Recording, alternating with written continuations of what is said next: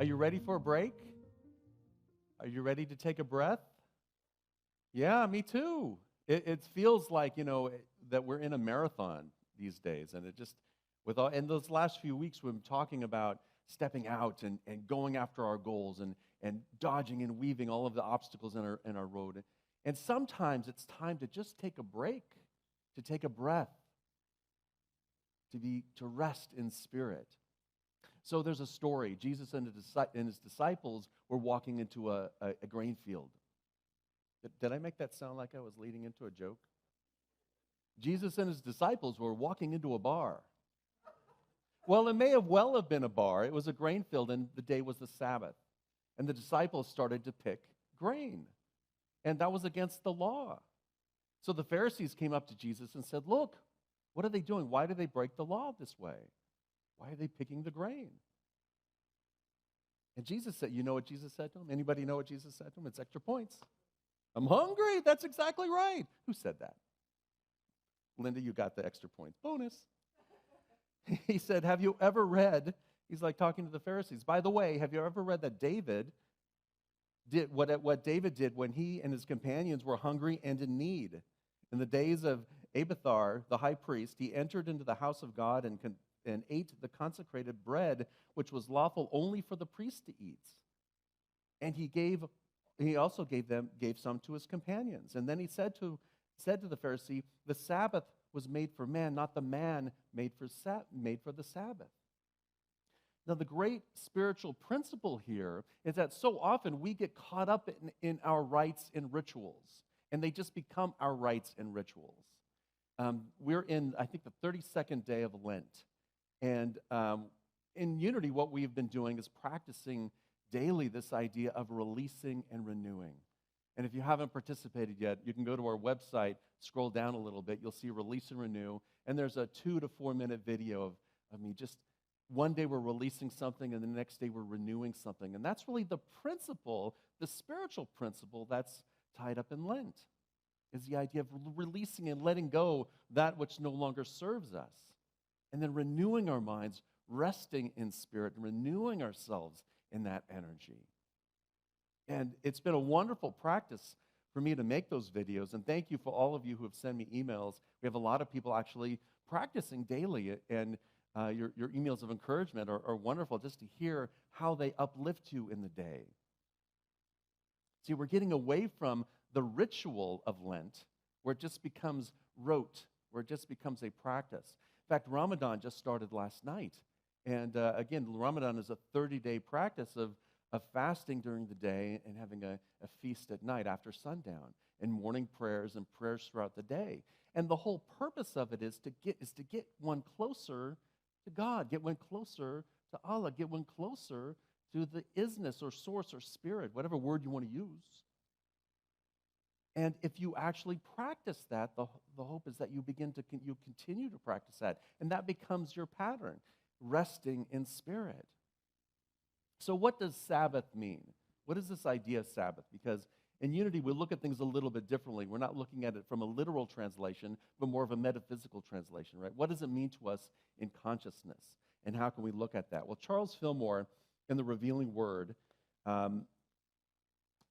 I guess it's 100 years ago, just about, he wrote these words about Sabbath. "The true Sabbath is that state of spiritual attainment, where you cease from all personal effort and all belief in your own works, and rest in the consciousness that, quote, 'the Father abideth in you, doeth the work,'" from John 14, verse 10.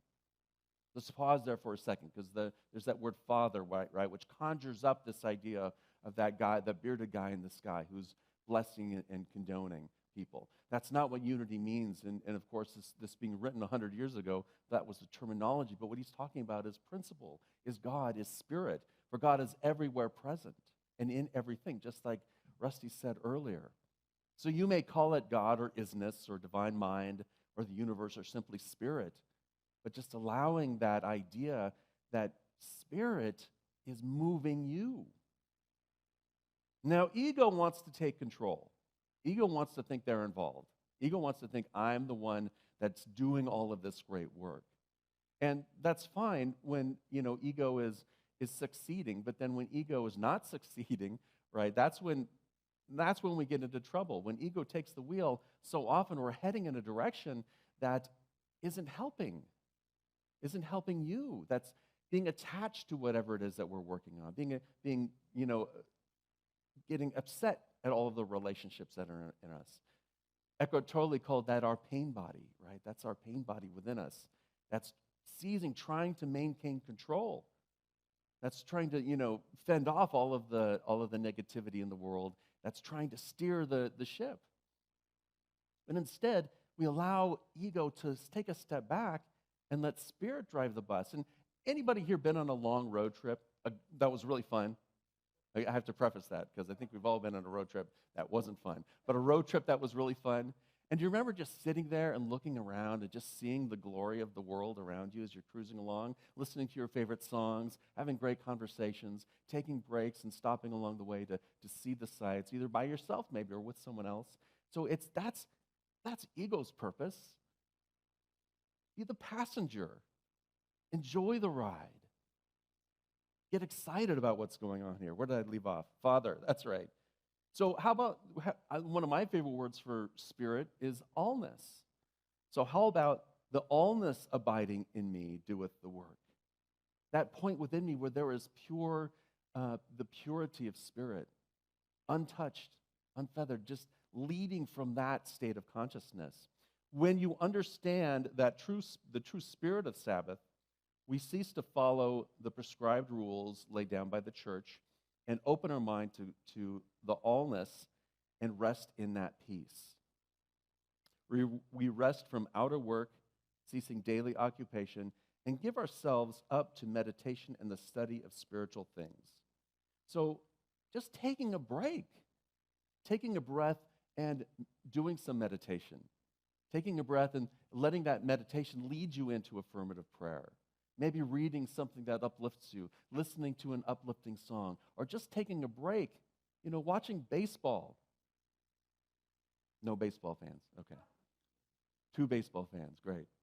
So the wonderful thing, my son is on the baseball team, JV team at Pali, the local high school, and they had 2 games, one on Friday and one on Saturday. And so Saturday, I'm just sitting there, standing there watching the baseball game. And every once in a while, just looking up and looking at the beauty. It was a beautiful day. The trees are shimmering, just taking a breath. And that was all I needed, just that one point of connection. We were losing 13-4 by that time, but that's not important. My ego said it was important, but I let ego take the passenger seat. And just take a moment to say, I'm going to enjoy this day.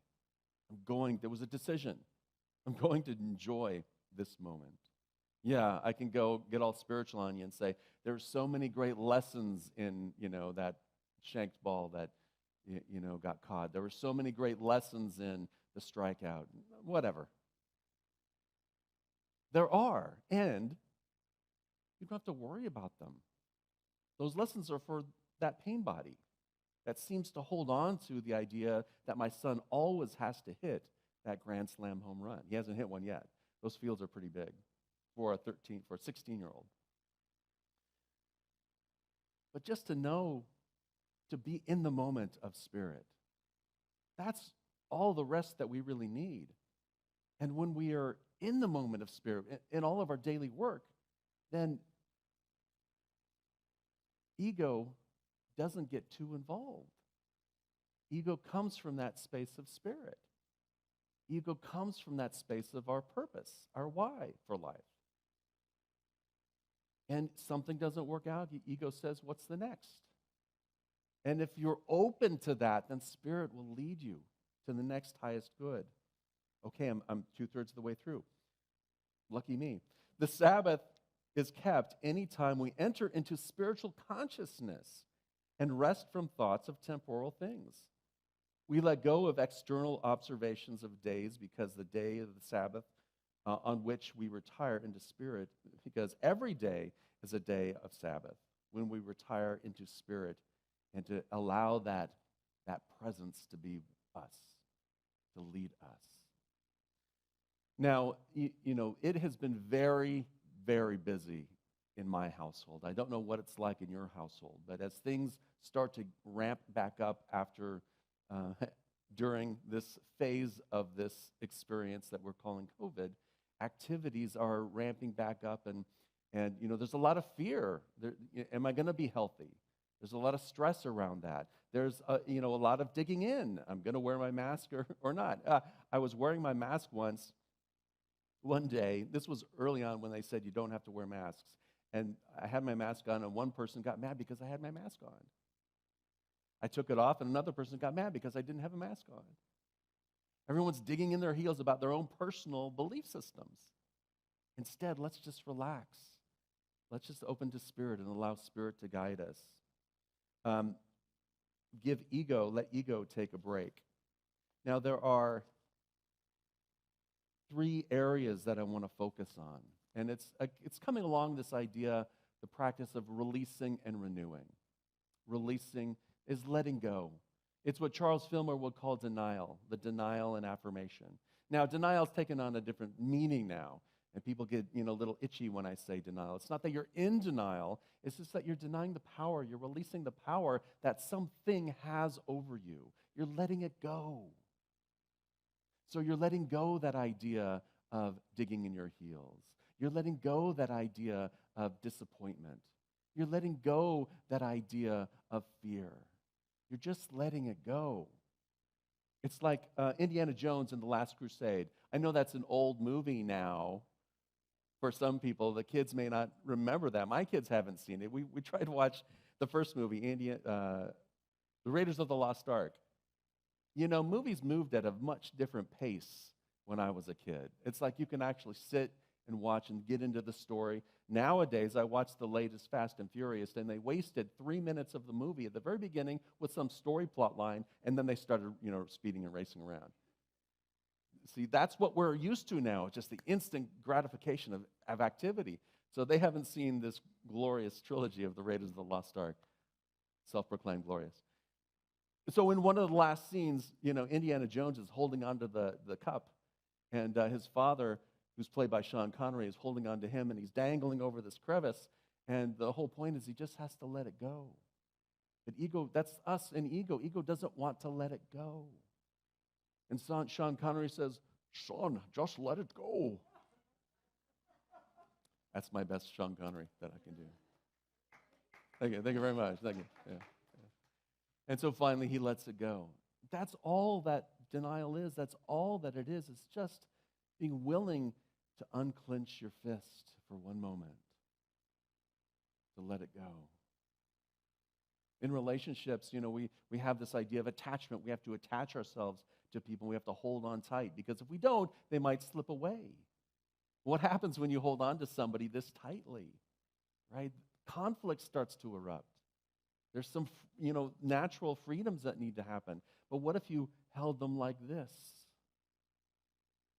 How about problems that we have, or things that we want to accomplish? So often we're attached to the results. We have a sense of I need to accomplish this, and we're holding on so tight. Well, what happens if we hold on to it like this? In the palm of our hand. That's the practice of non-resistance.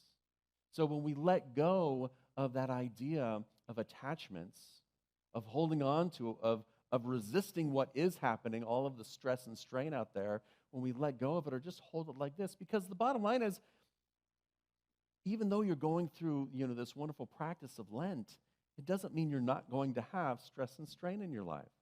Anybody realize that? Not experience any stress and strain in their life? Every once in a while, there's going to be something. Besides you, John, you're an expert metaphysician. If you want good grades, go see John. He will tutor you. But letting go, just allowing it, when it shows up, hold it with non-resistance. Non-resistance is the spiritual practice of just being with what is, without pushing away our fears, without pushing away the stress and strain, just saying, "Oh, there it is," and releasing it. The release is not I've got to push it down, right? Because so often anger comes up and I can't be angry. No, it's okay. Anger's okay. Anger's just a warning sign that there's something going on within you. So just release the anger by saying, there it is. And it will naturally go away as you begin to let go of the resistance that you're having. But the practice of non-resistance is so key to being present to this moment, to being present to Spirit, the allness of life, to being present to the gifts that are here in the baseball game when you're losing 13-4. To just be present. And out of that presence, that idea comes the inner peace, letting go of the anger and the frustration that we have, so that we can reestablish inner peace. Breathing into this present moment, breathing into the knowing that the allness of life is within you and available to you. You may not see it yet, but with faith, the power of faith is that we move in a direction and allow Spirit to guide us, that we move in a direction and we look for the signs and where to turn, knowing that the signs will come. Because when we let go of that need to control how our life is showing up and allow that energy to flow, then we're moving we're moving with the flow of the universe. We're moving with the flow of Spirit. In my recording, I talked about this as like thinking that you're in a stream, this river that's going down, and all of a sudden there's a bunch of rocks, and the river starts to pick up speed and is, making its way through the rocks. Have you ever seen a river like that? I think we've all seen a river like that. But now you're in the river, and it's like you're bashing up against the rocks when we're trying to resist the current. It's like we're bashing into the rocks when we're afraid of what's happening or afraid of what's out there.